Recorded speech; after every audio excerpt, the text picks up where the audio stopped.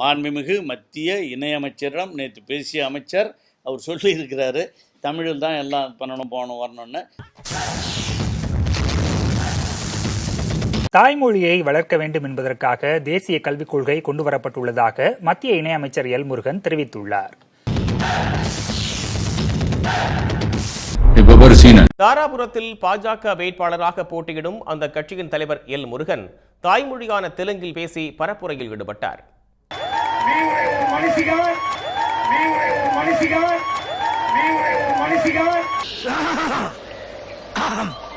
ஏண்டா லேசா தொண்டை கரகரங்குத.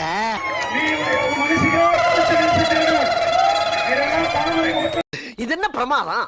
ఇది కూడా పెసలైట్ ఒన్న ఇருக்கு కూముడా. తీర ప్రాంతాల అభివృద్ధి మత్స్యకారుల సంక్షేమం కోసం ప్రధాని చర్యలు తీసుకుంటున్నారని కొనియాడారు. కొనొచ్చున్నారు. ఆ మినిస్ట్రీ వచ్చింది కట్టడం లేదు. వచ్చిందే మనకందరూ తెలుసు. కరోనా వచ్చింది. அவன் பாம்புன்னா நான் கீரி. I am always a proud Kannadiga. ನಾನು ತಮಿಳುನಾಡು ನೋಡಿಲ್ಲ, ಕಾವೇರಿ ಇಶ್ಯೂ ನೋಡಿಲ್ಲ, ಬೇರೆ ಇಶ್ಯೂ ಕೂಡ ನೋಡಿಲ್ಲ. ಕೆಲವು ವಿಷಯ ಎಮೋಷನ್ ಇಶ್ಯೂಸ್ ಇರ್ತದೆ. எதுக்குடா இந்த மானங்கட்ட பொழப்பு? இவ்வளோ சொல்கிறாரு, தமிழ் தான் எல்லாம் பூத்திருக்கோம் போகிறோம் வரோம்னு சொல்கிறார். நான் ஒரு அன்பான வேண்டுகோள், மாண்புமிகு மத்திய இணையமைச்சரிடம் நேற்று பேசிய அமைச்சர் அவர் சொல்லியிருக்கிறாரு, தமிழில் தான் எல்லாம் பண்ணணும் போகணும் வரணும்னு.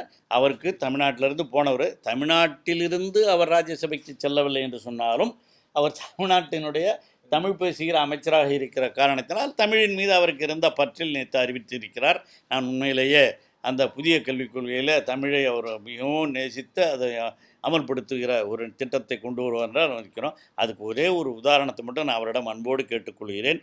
அவர்கள் கேந்திரிய வித்யாலயான்னு ஒன்று இருக்குது, அதே மாதிரி நவோதயா பள்ளிகள்னு இருக்குது, அதே மாதிரி சைனிக் பள்ளிகள் இருக்குது.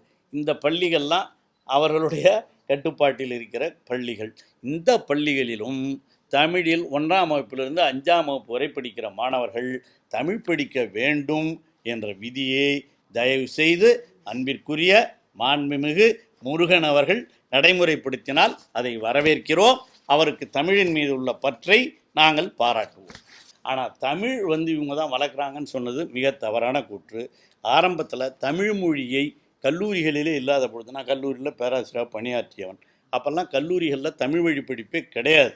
அந்த மாதிரி ஒரு சூழ்நிலை கலைஞர் வந்த பிறகு தான் கல்லூரிகளில் தமிழ் வழியிலே படிக்க வேண்டும் என்று முதல்ல ஆர்ட்ஸில் கொண்டாந்தாங்க, அப்புறம் சயின்ஸில் கொண்டாந்தாங்க, எல்லா பாடத்தையும் கொண்டாந்து பொறியியல் கல்லூரியிலே கூட தமிழ் மொழியிலே படிக்க வேண்டும் என்று சொன்னவர் கலைஞர் ஆட்சியில் நடந்தது தான் அதெல்லாம். அது மட்டும் இல்லாமல் கல்லூரிகள், அரசு கலைக்கல்லூரியில் தமிழ் வழியிலே படிக்கிற மாணவர்களுக்கு ஆரம்பத்தில் எல்லாம் ரொம்ப பேர் வரத்துக்கு தயங்கினாங்க, இப்போ நிறைய வராங்க. அப்போ தயங்கிய பொழுது அவர்களுக்கு என்று மாதாந்திர உதவித்தொகை வழங்கப்படும் என்று அறிவித்தவரும் தலைவர் கலைஞர் தான்.